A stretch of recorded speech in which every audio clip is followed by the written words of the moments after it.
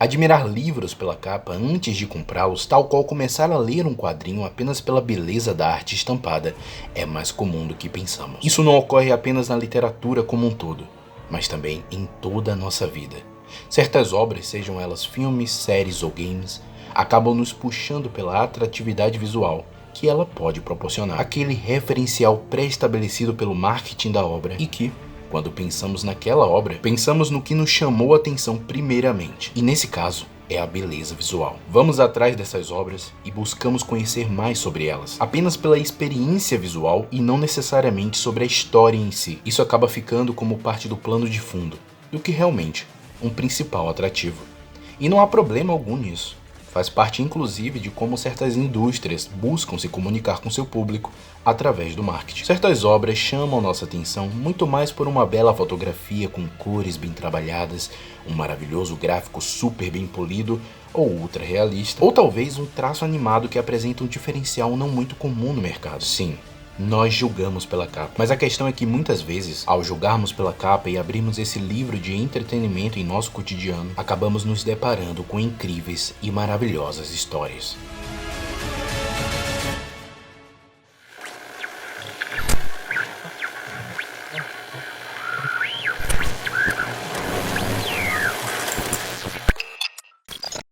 Esse é mais um daqueles vídeos de listas em trio, que sem querer começamos a produzir aqui no canal e demos o nome de Triunvirato Psíquico. Não está explícito que é um vídeo de lista, nunca falamos que era, e provavelmente você clicou apenas pelos personagens estampados na thumb da mesma maneira que clicou em ver Arcane na Netflix, uma adaptação de League of Legends, apenas pelas cores vibrantes, o lindo traço, ou pela avaliação da obra com seus trocentos prêmios por aí. Da mesma maneira que se o canal ainda tivesse seus 500 inscritos, você nem se inscreveria nele, certo?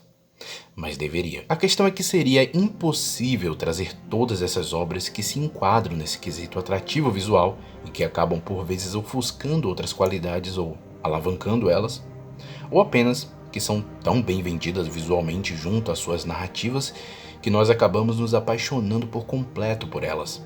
Assim como aquelas outras que, apesar de lindas e bem refinadas, não são tão conhecidas por se tratar de temas não muito populares. Citar todas elas seria impossível, e as variáveis são praticamente infinitas, levando em conta que depende muito do gosto de cada pessoa. Não farei isso aqui. Vou fechar um pouco mais o nosso horizonte para esse vídeo, e vamos focar um pouco mais em 3 obras que, na minha opinião, e no meu gosto pessoal, e que apesar de serem incríveis por si só, foi pelo apelo visual que chamaram minha atenção, mas foi pela grandiosidade e dimensão de seus mundos que me fizeram apaixonar completamente por elas. Ah, pode assistir sem se preocupar, pois não haverá spoilers.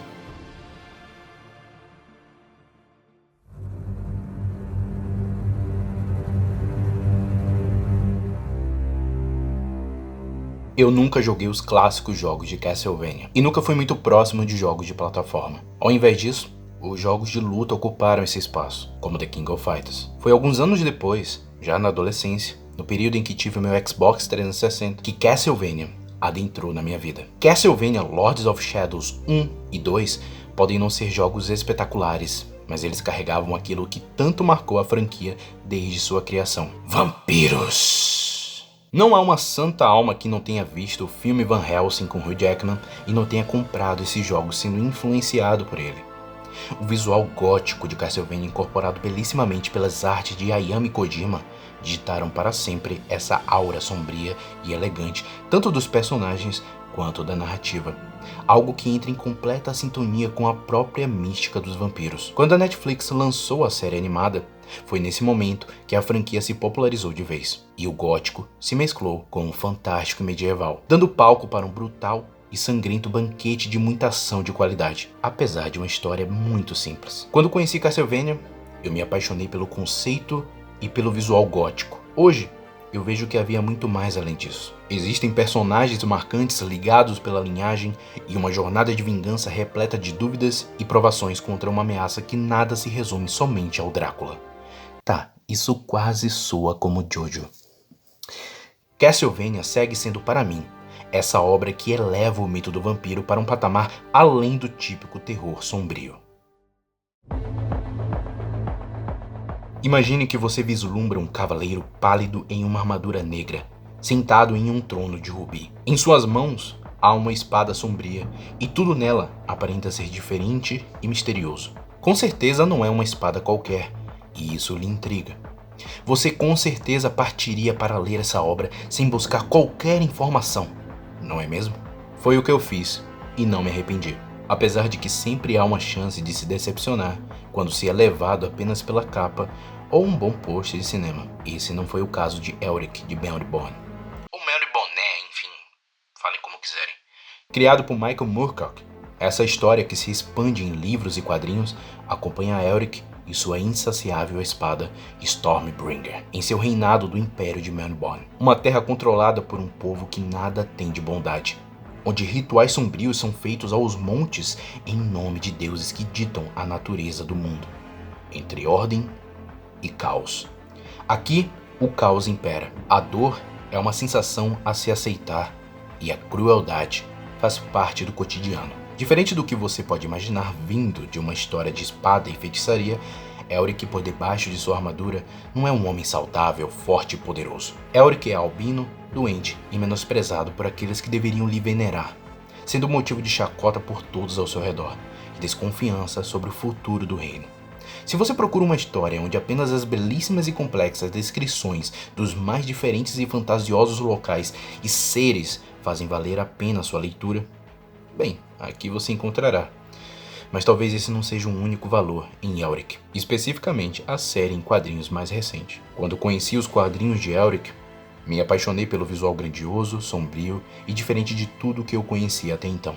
Mas ao entrar de cabeça em sua história, me deparei com uma trama densa e nada modesta, quando se diz respeito à visceralidade. Em um primeiro instante, assim como eu, você irá se deparar com uma beleza descomunal das ilustrações. O sombrio e o fantástico se combinam em um escarlate lindo, em uma ambientação totalmente única, onde medieval ou fantasia são diminutivos, se assim usarmos para definir esse mundo. Aqui, você encontrará uma história que te faz ter asco por se conectar a esse personagem que, com o passar da história, traído por tantos que o mesmo confiou, manipulado pelos deuses, testado pela sua própria saúde, acaba se provando digno, não apenas de possuir a insaciável Stormbringer, aquela que se alimenta da alma daqueles que mata, mas também do controle sobre sua própria vida.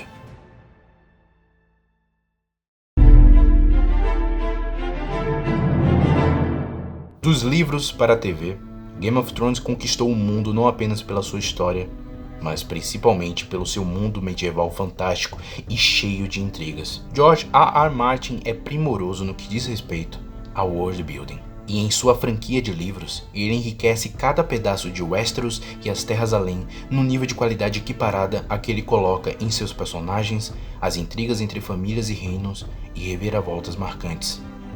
Essa qualidade ele levou até mesmo para os games, em Elden Ring. Um jogo que, se você passar o olho, você com certeza será fisgado pelos dragões, o dourado, castelos e nomes que poderiam facilmente estar em uma obra de Martin. Só que, claro, combinado à mente igualmente brilhante de Hidetaka Miyazaki. Em Casa do Dragão, seja o livro ou a série, o fator dragão é a capa que nos chama a atenção. Não importa do que se trata a série, ou se é ou não uma obra do universo de Game of Thrones. Não interessa se ela carrega a essência da obra que conquistou o mundo anteriormente, ou se os personagens são ou não tão marcantes. Aqui você tem os Targaryens, de cabelos platinados, montados em dragões, e aliás, muitos dragões de diferentes aparências. Como não desejar consumir essa porra? Pois é, e eu vi A Casa do Dragão por esse fator visual, mesmo já conhecendo Game of Thrones, e de longe isso não é o que eu mais aprecio na série. Além de possuir todas as qualidades que Martin carrega consigo como escritor, a série é muito competente em fazer-nos apegar a esses personagens que não necessariamente merecem nosso apoio. Daemon, Rhaenyra e Viserys não são boas pessoas. Eles não carregam uma vida de bondades e altruísmo. Pelo contrário, eles desejam de alguma forma poder, ou o controle de um poder que em algum momento será em vão. São personagens que se demonstram falhos, destrutivos e tão vis quanto os antagonistas, mas é na jornada que eles percorrem durante a história que nos identificamos. É pela sensibilidade que eles desenvolvem em suas atitudes em que você se coloca naquele lugar e vive junto, acompanhando sua jornada. ou pela mudança de caráter que dá a eles um fio evolutivo muito consistente, nos fazendo vibrar por eles ou contra eles em algum momento.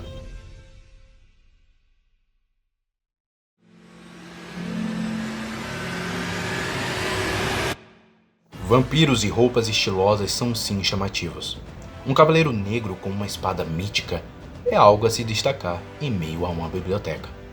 E sim, dragões gigantes cuspindo fogo pela boca são muito legais, mas não é por eles que eu continuarei a acompanhar Castlevania, Elric e a Casa do Dragão. Afinal, tirando toda a superfície estética dessas três obras, elas continuam sendo tão ricas e marcantes enquanto uma história e enquanto um universo a se conhecer e desfrutar.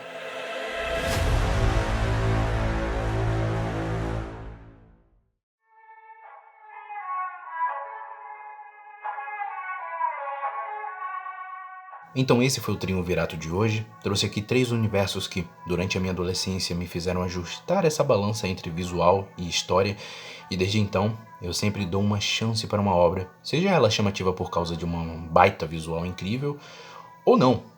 Afinal, a questão é que essas 3 obras continuariam sendo fantásticas e incríveis, mesmo se não tivessem esse valor estético muito grande. No fim, acabou que calhou da thumb do vídeo ter 3 personagens bem parecidos visualmente, e isso foi totalmente sem querer. Enfim, muito obrigado a todos que assistiram até aqui. Deixem um like se gostaram, inscrevam-se e ativem as notificações para não perder nenhum vídeo futuro aqui do canal. Comentem aí o que acharam do vídeo, fala aí qual foi a obra que tu conheceu só pela capa e depois viu que tinha mais a oferecer do que apenas um visual da hora. E deixem sugestões aí também pra gente trazer no canal aqui no futuro. Lembrando que no primeiro comentário fixado tem todos os nossos links e como você pode apoiar o canal. Um grande abraço, até o próximo vídeo e continuem suas leituras.